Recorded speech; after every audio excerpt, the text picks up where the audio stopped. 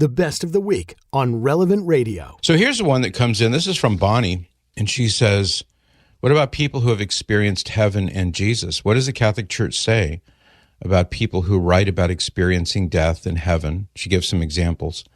Or have been personally directed and gifted by Jesus. I am interested in going to, there's an event that she's talking about in Texas. I'm not familiar with it. But she says, I want to know if there are any concerns from the Catholic perspective, and I appreciate your knowledge and input very much. Well, that's kind of you. Thank you, Bonnie. I'll put it this way. There are countless documented examples of people who experience what we might call either a near-death experience or an out-of-body experience, where the person was clinically dead according to modern calculations of how death occurs, or how can we measure it? Are there any brain waves? Does the person stop breathing? There are different ways that you could look at this. But over human history, there are many examples, countless examples of this happening. So we know it's a real phenomenon that really does happen. And some people, they will describe rising up above their body, up above the room and everybody in the room, and hearing things that are said, maybe among doctors and nurses or other people like that. So in other words, what they experienced or what they perceived that they experienced was that they were outside their body looking down, and some claim that they go up, up, up. They see the light, they follow the light, they go to heaven, they see Jesus, and various things of that nature. And this, of course, would be different from what I understand, reading a book like Science in the Afterlife Experience by Christopher Carter. It's a clinical or scientific way of approaching the topic. And he gets into things like, what about the people who claim reincarnation? What about the people who have these other experiences, not all of which have a Christian hue to them? What about these? What are these? How do we explain these? And I think the best way to account, I guess the best way to account for them would be to put them in one or two or three different buckets. One bucket could be that this is simply the person's imagination.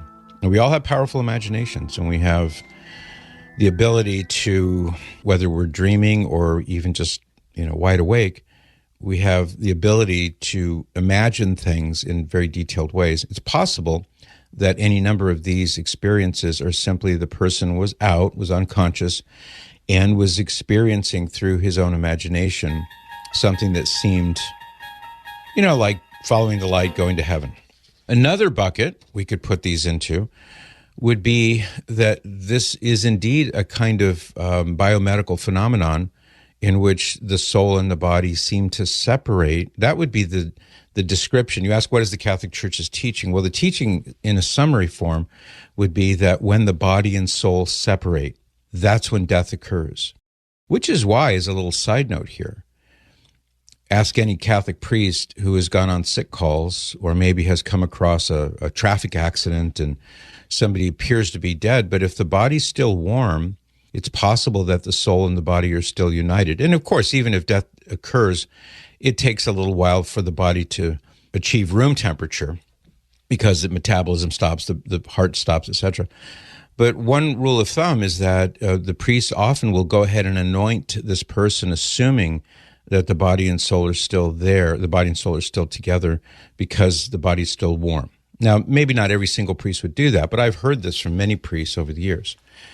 So if that's the case, it may be that the body and the soul have not separated, definitively at least, and yet the soul is aware of the things that are going on around it and has not actually left the body yet. Maybe there's a super heightened sense of awareness that takes place when the body is in that state. It's hard to say. A third bucket that this could be put into, and these are not mutually exclusive if you ask me.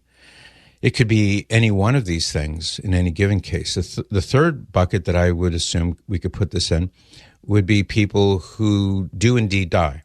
The body and the soul separate, just like Lazarus died. His body and soul separated. He was dead. Because if he wasn't dead, then Jesus didn't perform a miracle. The fact that Jesus raised him from the dead means that he was dead, and he was in the tomb for 3 days, we're told? His body would start to decompose and stink.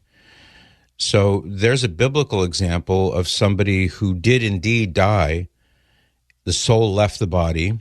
The soul was in some way in the afterlife, and then Jesus raised Lazarus from the dead, reuniting his body and soul and raising him from the dead, etc. That seems to me to be the third possible option. So in that case, what do we make of people who say, well, I went to heaven and I saw Jesus and I was told I could stay here, or I have important work for you to do so you can go back, things like that. And there are all kinds of different claims that have been made along these lines. It could be indeed that.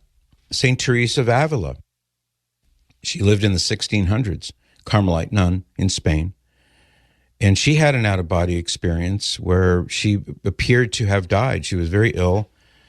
She seemed to have died. She stopped breathing. There was no pulse, and she was lying in state in her family's home for a couple of days in preparation for burying her. And she came back to life, so to speak. Now, maybe she was still alive. Maybe her soul and her body were still united, possible. But she came back from the dead, and she described what she saw. She saw, instead of light and following the light to heaven and everything's great, she saw that she was in a tunnel, a slimy, downward slanting tunnel filled with gross stuff and slime and whatnot. And she was sliding down this tunnel toward hell. And she was shown by God the place in hell that she would go. She described it, I'm paraphrasing, she described it as a very small, confining little space that she would be sort of jammed into because of her sins. And when she awoke and she was telling her family what had happened, it was with the message that I need to amend my life. I need to get right with God. I need to pursue holiness. And it changed her life, and it changed the lives of countless other people as a result of that. That was an out-of-body experience, or so it seems. So what is the other option beyond these things? I suppose another possibility might be people who claim that they went to heaven and they saw Jesus could have been beguiled by a demon. That's possible. And when you get a message from somebody who says, well, I went to heaven and Jesus is there, and Jesus said everybody goes to heaven, and there's nothing that's, more true than anything else. Well, you can know automatically that that can't be true because it contradicts things that Jesus said. I am the way, the truth, and the life. No one comes to the Father except through me, for example. So if you hear somebody whose so-called afterlife experience involves a contradiction of the Holy Bible, of Jesus, of the teachings of the church, well, then you could say, well, then if that really was an out-of-body experience, where did that come from? If it didn't come from God, it wouldn't be a good angel, would it? It would be a fallen angel or a demon.